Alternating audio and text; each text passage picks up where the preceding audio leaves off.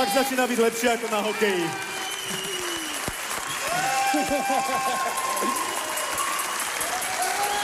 Ďakujem.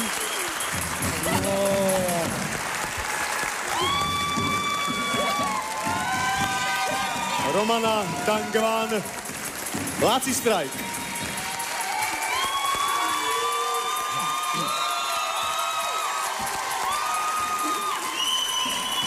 Ďakujem. No dobre. Tak dosť som zvedavý, ako budú týchto originál hip-hoperov hodnotiť naši porodcovia. Nie, tak Mário. ja si myslím, že je veľmi ťažké hodnotiť niečo, čo je takmer perfektné, čo je takmer dokonalé. Ja si myslím, že tento štýl, aký bol predvedený dneska večer, je to forma tanca 21. storočia, je to neuveriteľné, ak sa nádherne hýbete, je to naozaj, dneska je ten naozaj s ním Medzinárodným dňom tanca, je to nádherné vyvrcholenie dnesného večera, ja dávam 9. Ďakujeme.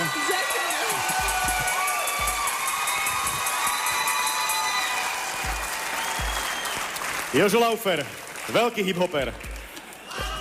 Já jsem vůbec netušil, jakou malebnou symbiózu nádherné romantiky, lásky, citu, kontaktu a všeho možného může udělat hip-hop. To je neskutečný, já dávám 9. Ďakujeme.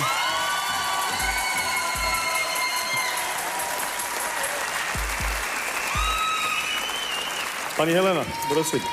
No, výborná choreografia, není tomu čo dodať. Je, to stretnutie, otancovanie, odchod, dvaja mladí sa zídu, proste hip-hopová romantika, rovná sa rumba, tak ako ste spomenuli. Boli tam pekné hip-hopové prvky, proste všetky druhy, no, tiež to je za 9.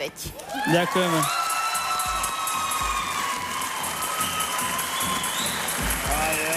Janu, ktorý sa rozhodol, že dnes večer urobí veľa pre slovenský hip-hop. Ja som nachystaný na ten battle. Ja chcem niečo povedať, keď ma diváci nechajú dokončiť. Ja chcem povedať, že tento tanečný štýl je teraz veľmi populárny. Je natoľko populárny, že už sa trošičku prestalo rozlišovať, že či je dobrý, alebo či to niekto robí dobre, alebo zlé. Strašne veľakrát to vidíme, že je dopredu iba preto, že je to hip-hop. A ja chcem povedať, že každý tanečný štýl sa musí robiť dobre a títo dvaja ho robia veľmi dobre. Ďakujeme. Ďakujeme pekne. A budeme domýšľať.